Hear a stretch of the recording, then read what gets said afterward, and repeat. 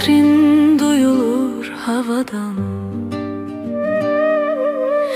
doya doya içime çekirem seni. Bir sesini duyum arada sırada, bir bilsen ne kadar sevirem seni.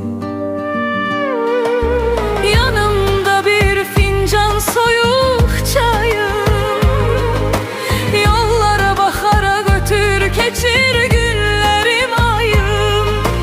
Fesilleri unuttum ne dışım, bellidir ne yayım.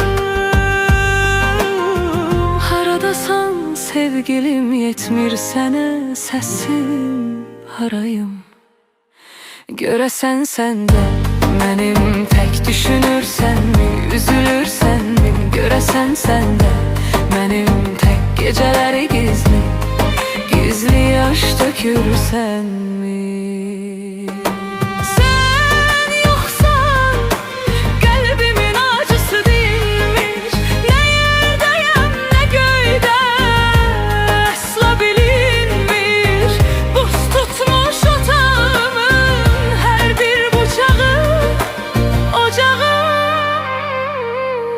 tüstüleyir daha.